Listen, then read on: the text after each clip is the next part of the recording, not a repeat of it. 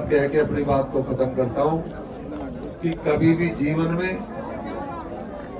ऐसा कोई काम नहीं करूंगा जो कि तुम्हें गलत लिखना पड़े।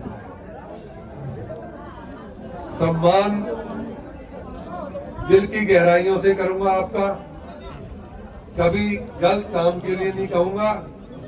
और अगर कोई मकसद है तो सिर्फ एक ही है कि जो 17 सूत्रीय परवरदिगार ने, मैया ने और कन्हैया ने जो शुरू करवाया है, इसको हम 36 बिरादरी मिलके गरीब के लिए कुछ कर जाए, ऐसी मेरी दिल की इच्छा है, भावना। क्योंकि रईस लोगों के लिए ये नहीं है, लेकिन 80% जो जनता हरियाणा में बसती है, वो जो अच्छे से जी भी नहीं पाती है, उसका जीवन जीने लायक हो जाएगा। मैं इसीलिए आपके बीच में आया हूँ कि इसमें आप मेरी मदद करें, इस काम में मदद करें, और यह हरियाणा के लिए एक अच्छा काम है। बाकी जो भाई जी मुझसे कुछ पूछना चाहते हैं तो मैं कोशिश करूंगा उनको जितना मेरे से। हजरत नूह की ये धरती है, ये भी इतनी पावन धरती है, इसलिए। और फिर दूसरी बात एक और भी मैं बताऊं कि वो ये जिला दक्षिण और पश्चिम के कोने पे है, और जब भी कोई हमारे पूर्वज बताते थे कि दक्षिण पश्चिम से शुरू करो और उत्तर पूर्व चले, मैंने इसलिए यहां से। मंत्री जी, जो 14 साल तक की बच्चियां हैं उनको 6,000 रुपये भत्ता।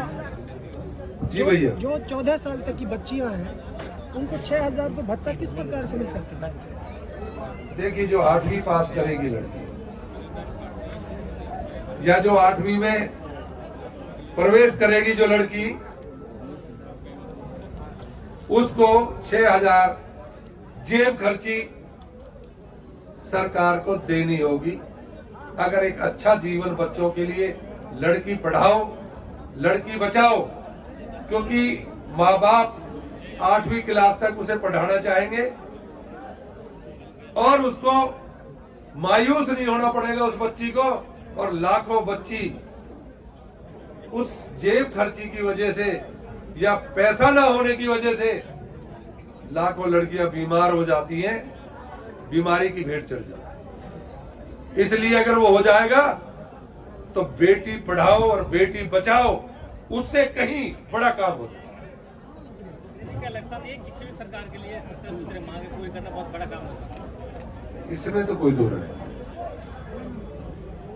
काम बहुत बड़ा है, इसमें कोई दो राय नहीं है। सोच ना भी बहुत बड़ी बात, लेकिन अगर कोई परमात्मा कराना चाहे, परवरदिगार कराना चाहे, और कोई ईमानदार मुखिया जैसे कि आपके खट्टर जी, मैं तो नहीं मिला हूं कभी, लेकिन मैंने सुना है कि वो ईमानदार मुख्यमंत्री जी हैं और वो अच्छे काम करना चाहते हैं, और देश के प्रधानमंत्री वो भी बहुत बड़ा काम करना चाहते हैं। तो हो सकता है कि जैसे मंदिर बना,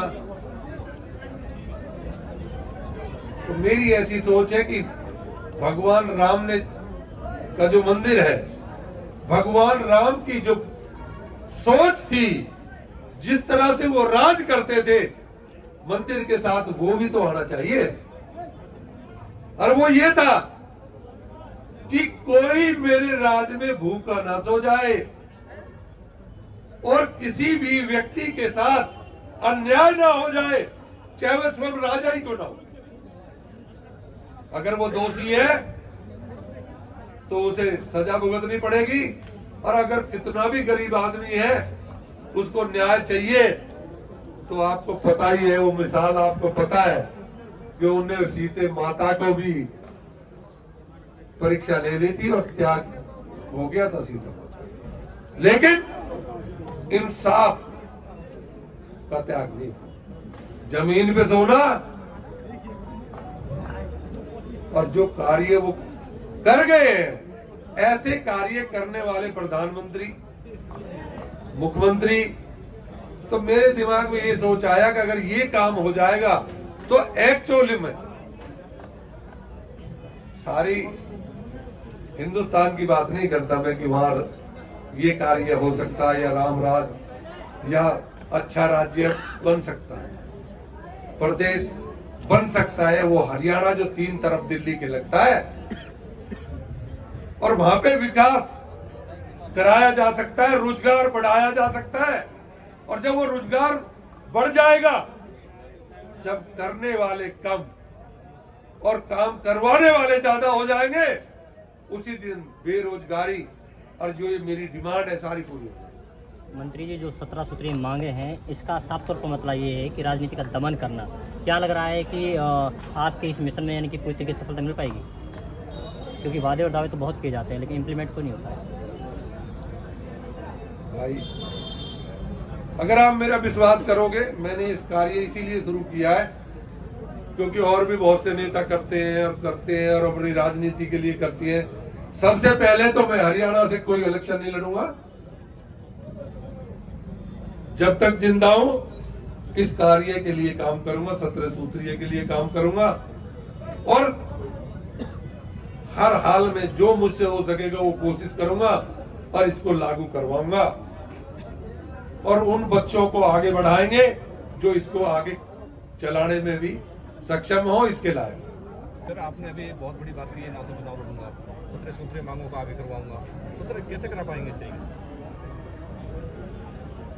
भाई, अगर आप खड़े हो जाएंगे, सबसे पहले तो मेरा मीडिया अगर मेरे साथ आ जाएगा, तो मेरी सारी जनता, जनमानस हरियाणा का साथ आ जाएगा, और जनमानस के बगैर कोई सरकार बनाएगा।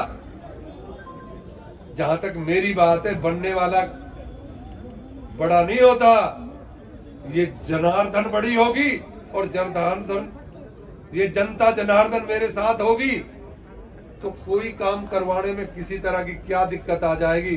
जो ये सरकार बनाएंगे तो सरकार इनकी मर्जी से ही चलेगी, क्योंकि उसमें मैंने सब कुछ इंतजाम किया।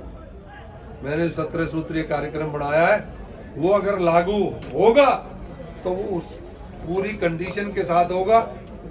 अगर किसी पार्टी को हम सपोर्ट करेंगे तो उसको करेंगे जो इसे पूरा करेगी, नहीं तो हम दूर हैं।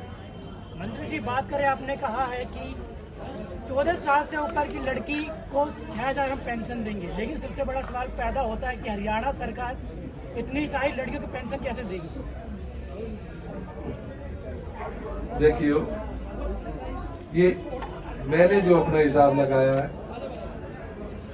10 लाख बच्चियां ऐसी होंगी हरियाणा के अंदर जिनको इसकी जरूरत है, और वो 600 करोड़ का बोझ बढ़ता है, और 600 करोड़ महीने का किसी भी सरकार के लिए कोई बड़ी बात नहीं है। जो बच्ची पढ़ाना भी चाहते हैं, बढ़ाना भी चाहते हैं, और एक अच्छा प्रदेश बनाना चाहते हैं, तो उसके लिए 600 करोड़ कोई बड़ी बात नहीं है। अगर वो चाहेंगे, और जिसको सरकार बनानी होगी वो इसको लागू करेगा।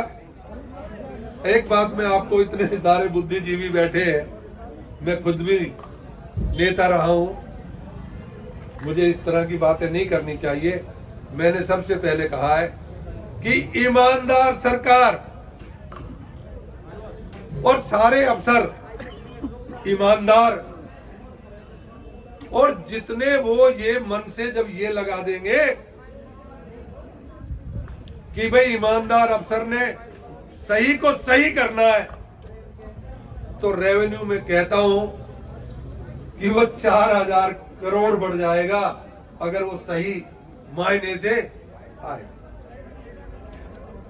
तो ये तो मैं पहले कह रहा हूं कि जब तक ईमानदारी नहीं आएगी और आप लेने के लिए, उसे ईमानदार बनाने के लिए खड़े नहीं हो जाते हैं, जब तक तो कुछ नहीं होने वाला। ये तो जनता और मीडिया, अगर इनको लगता है कि ये सही है, मेरा अपना किसी तरह का कोई स्वार्थ नहीं है। मैं इसके बारे में ये कहता हूं, बाकी आप मुझसे ज्यादा समझदार हैं, मुझे बताएं आप, अगर आपके पास कोई और अगर कोई हल है एक जीवन सुधारने के लिए।